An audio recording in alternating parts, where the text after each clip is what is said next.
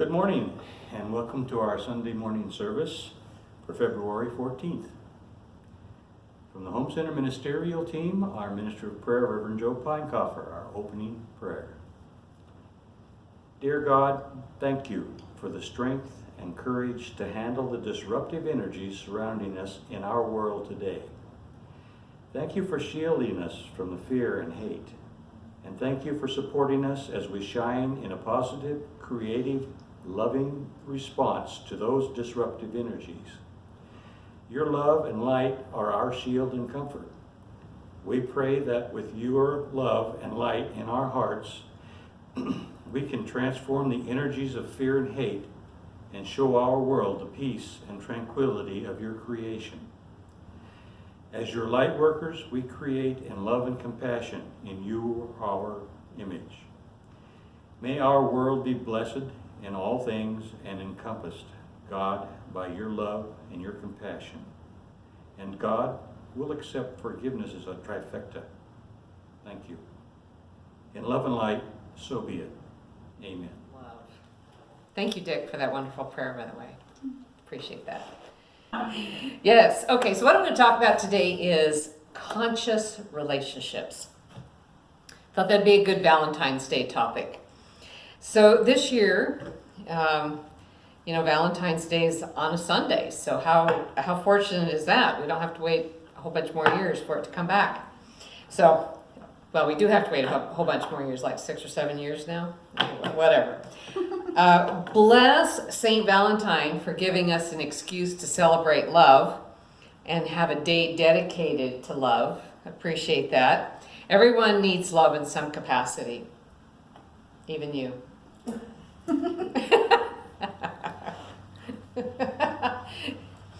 Yes, everybody needs love, and we prefer sometimes, I prefer when it comes to a Valentine's Day church topic, not to talk about like romantic love.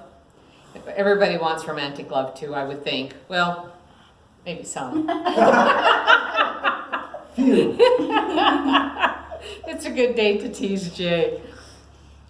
Anyway, so the most important love, I believe, is self-love. And it's the most elusive love. If we can't give what we don't have, is the bottom line of it all. So self-love really isn't my topic today, but it's a very important topic. And it's a love that we all are striving to express within ourselves. So just to clarify, there's a huge difference, however, between arrogantly being in love with yourself and loving the divine being that we have within. And so that's the kind of self-love that I'm talking about. And I'm confident that all of you that are watching the recording and all of you that are here are working very diligently on that self-love. Loving ourselves, loving the divine within that we all have. But what I do want to talk about is being in conscious relationship with others. This conscious relationship might be a romantic love relationship. It might be a family relationship. It might be a neighborly thing or a work relationship. Could be anything. Whoever we're in relationship with. Even the absence of it is a relationship with it. And it's a contrast.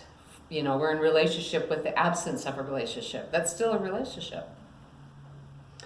But what is conscious relationship? What is a conscious relationship? A conscious relationship is one where there is a sense of purpose to it.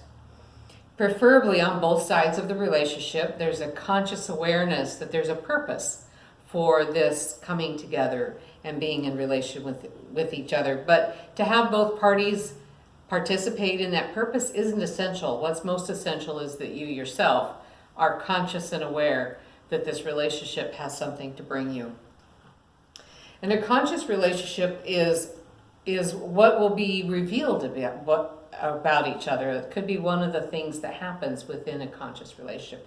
Is there going to be something revealed? What does it have in store? There's a curiosity around it. A conscious relationship understands there's a purpose to this dynamic. And it's something there that's to be learned, it's something to be explored, it's something that's going to give you something to grow with. It's going to bring growth and awareness to you. even if it's an undesirable relationship with lots of stingers in it, there is something in that dynamic that is being offered to you for your learning and for your growing.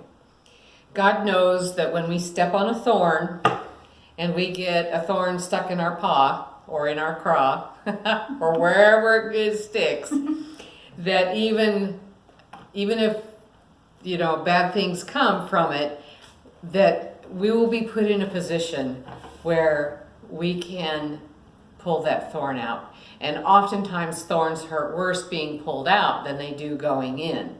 So even a bad relationship, seemingly a bad relationship, is offering us a gift of healing on a different level and an opportunity, if we're willing, to pull that old thorn out so that we can be whole and well and true to our soul purpose. If we're consciously in a relationship, we'll be looking for ways in which we can bring up issues in ourselves. We can bring up things to process, and we'll be conscious of that. When things do come up, it's like, wow, okay, this person's offering me an opportunity to work with this aspect of myself.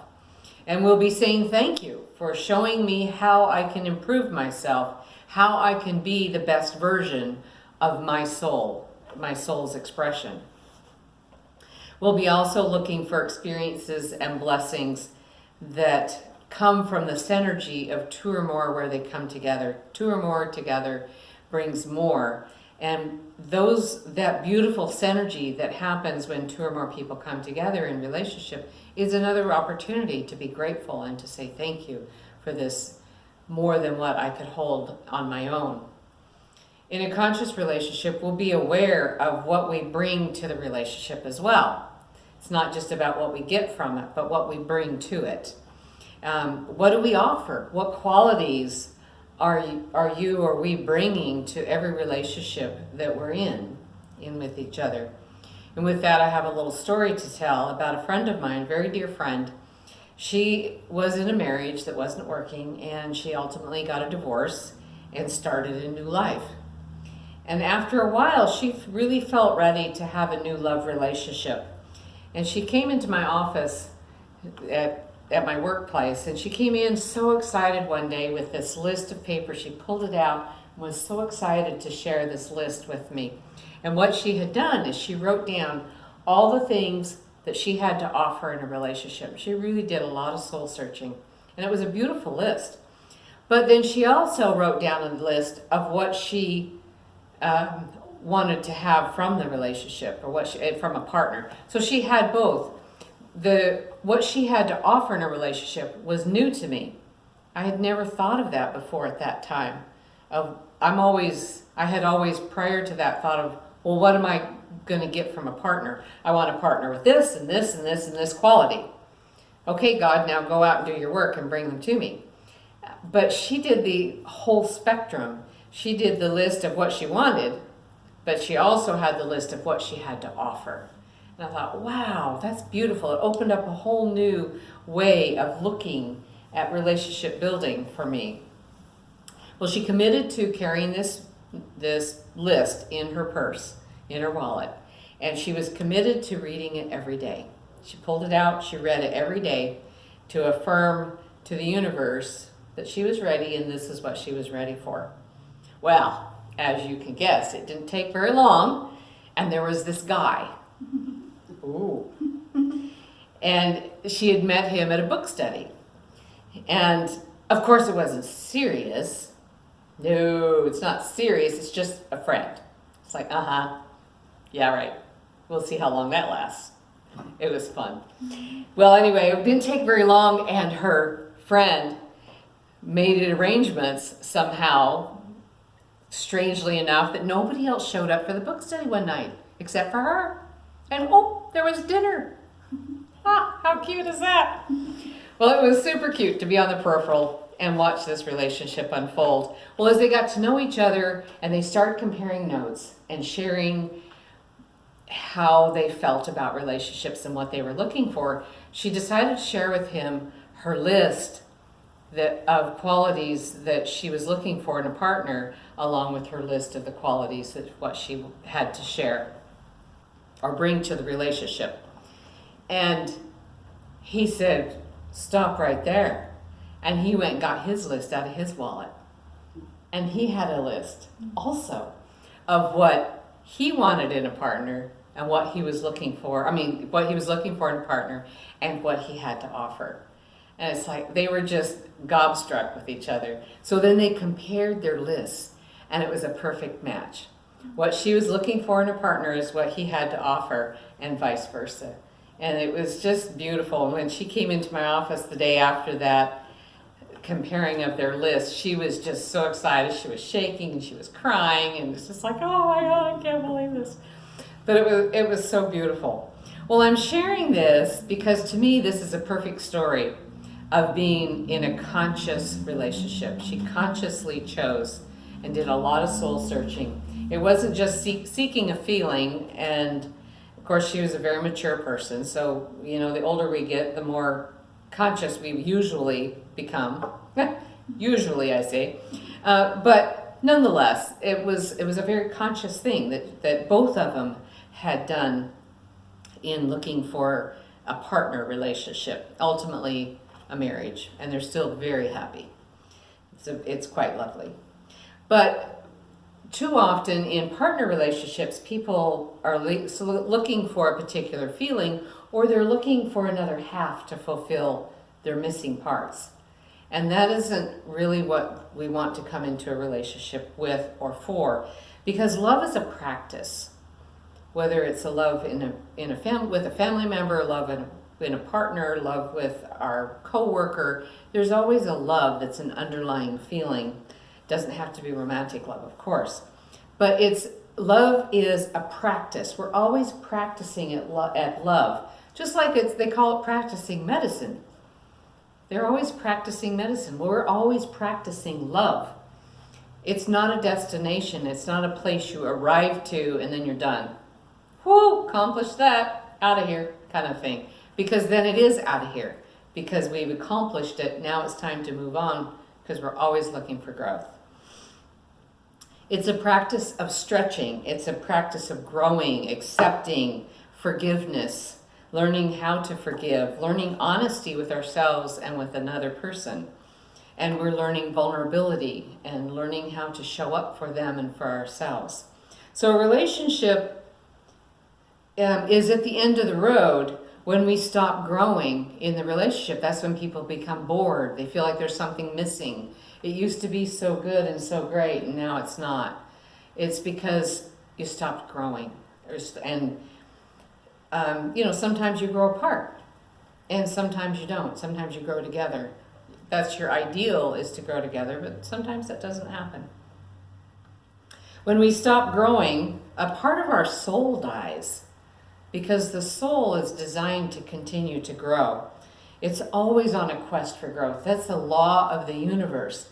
The universe is always growing, expanding and contracting. It's the nature grows and it dies. And, it's just a law of the universe.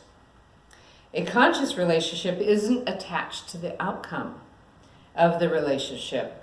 It's more interested in the growth of what it's going to derive out of the relationship, because it's a practice, not a destination. The wisdom of consciousness asks the questions, what would love do? And I really like that. What would love do? We come up against a situation in a relationship and we can ask ourselves, what would love do here? And then come from that place of heart and that higher place of the divine in any of our situations, actually, but particularly in a love relationship. When I was writing that, what would love do, my brain jumped to a story at the hospital where I had this manager come up to me one day in the hallway, and she really caught me off guard, because she says, Madge, and she went on and on about what an inspiration I was to her. And I thought, I've never worked with you, but okay, that's beautiful. Wow, okay. And then she went on about how when she comes up against difficult situations, she says, well, I always ask myself, what would Madge do? I thought, wow, okay, go me. I have no idea what that's about, but all right. It's so interesting how sometimes we influence people and we don't even know it. I had no idea that this was an influence for her. And I don't think it was me as a person. I think maybe it was perhaps even some past life relationship or something, because we never really even worked together, never really had a conscious connection, except for something that was beyond this. Or I don't know, but you just never know how you're going to influence people. And I don't think I'm the only person that's had that. We've all had that. I have people sometimes tell me about the influence that Joe has had on them, or how they dream about him. And had that happen again just recently, where somebody said, I had this dream about Joe, and he was doing this and this, and it was really noble. And it's like, wow, okay. So you just never know how you have that opportunity. But my latest go-to for working through difficult situations is I ask myself, what would Jesus do? Not that I can be a Jesus, not that I'm striving to be Jesus, but if Jesus is our way shower and our teacher, then I want to kind of understand in a difficult situation, what would Jesus do? And very often I call it having a Jesus moment, where I just step back and let things happen, not react, not come to a place where you come back at something really hard and reactionary. Just let it be, because that's what Jesus would do. You know, he could have wilted his enemies like he did the fig tree. He had that power. He had the power to take life away from anything. He had the power to, if he had the power to turn water to wine, he had the power to disintegrate a physical body or whatever it was. And yet he chose not to. He chose to stay centered in love. He chose to stay in a place of forgiveness. He chose to carry it so far as to ask God to forgive them, rather than standing in a place of being right. I'm going to show you how right I am. I'm going to show you my power. I'm going to show you that you don't know what you're talking about. I'm going to show you whoever, whatever. We could go on and on with our personal scenarios, all of which I've done. So I take personal responsibility for that. Been there first. But he didn't do any of those. He chose to ask God to forgive them. And he stayed centered in his love, centered in his heart, stayed centered in his heart power. It's such a powerful place to be.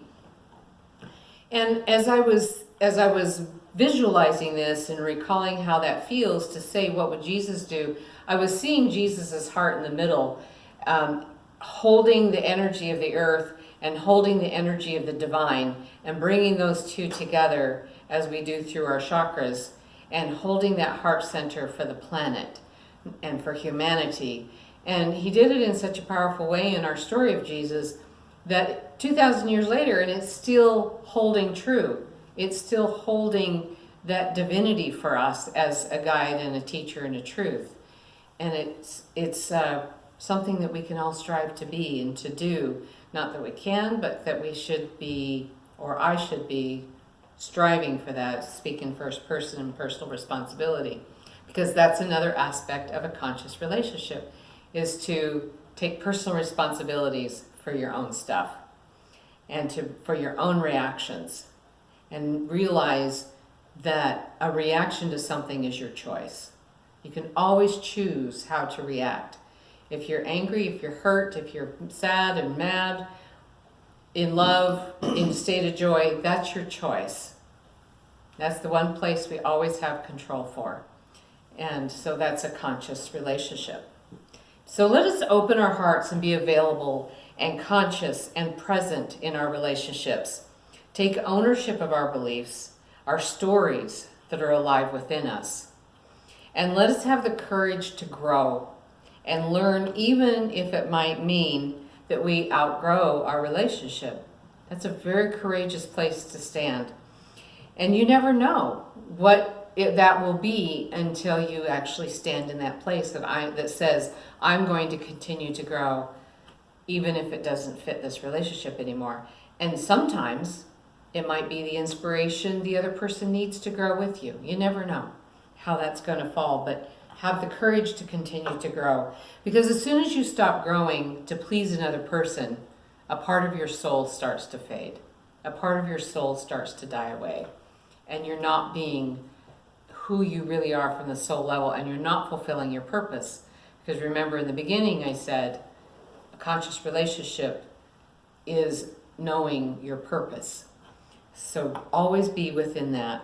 So let love be the loudest voice in your head and the meaning of your stories. Let your soul and your soul purpose be the guide to the deepest love you can know here on earth. So with that, let's just take a few moments to have a nice little meditation. Let's connect to that conscious relationship that we all strive for within our heart. So close your eyes. Take a nice cleansing deep breath. Come center into your body. And come center into your heart this Valentine's Day. And feel the energy of the earth coming up from the earth through your legs and through your lower chakras, through your root chakra, through the sacral, through the solar plexus, and come into your heart in this beautiful, magnificent, nurturing feeling. And then reach above you and feel the divinity, the divine energy, the spiritual energy coming down through your crown chakra, down through your third eye, through your throat chakra, and into your heart. And let the energies of these two forces blend so beautifully in your heart, and let them come and mix the mother energy of the nurture and the father energy of the sky. Let it mix in a very beautiful way in your heart, in the way that I visualize that Jesus must have done for us. And then take that energy and expand it out into all of your relations, into your spousal relationships, into your relationships with your children, relationships with your siblings, relationships with your mother, your father. And then take it out further into the relationships of your close friends and your neighbors, your nieces and nephews, your aunts and your uncles, grandfathers and grandmothers, and on out through the lineage and DNA, through your work environment, any of those relationships that come to mind. Just let that heart energy, the blended energy of earth and of spirit, come together and come out your heart chakra and just permeate and bathe each one of those relationships with that love, that fundamental love and conscious awareness. And thank each person for being in relationship with you, knowing that you're growing from that relationship, even the difficult ones. Thank them for being with you. Thank them for showing up for you, that you have an opportunity to grow and to know yourself better. And continue to just bathe each one of those relationships with deep gratitude and being in service to your soul that knows that you are here for a reason, for a purpose. And that reason and purpose is to grow within and to share without. To continue to grow and then to share with the world, and thus making the world a better place. Take a nice deep breath and give yourself a nice bath of that love for yourself now, so that you could feel the feelings of that beautiful love blended energy and surround yourself with it so that you can experience it now for the entire week. Give yourself enough to just really feel your soul, feel your heart, feel all the layers of your bodies, all the layers of your aura, your mental body and your astral body and your emotional body, all the way out as far as your energy fields go. And take a nice deep breath and bring that energy back now, circle it back around and bring it back through all the layers of your auric field and bring it into your physical form, knowing that you've stretched and expanded and shined up your energy field. As you bring yourself back into the room and back into this awareness of the here and now, feeling your feet on the floor and feeling your physical form in this room, and open your eyes when you're ready.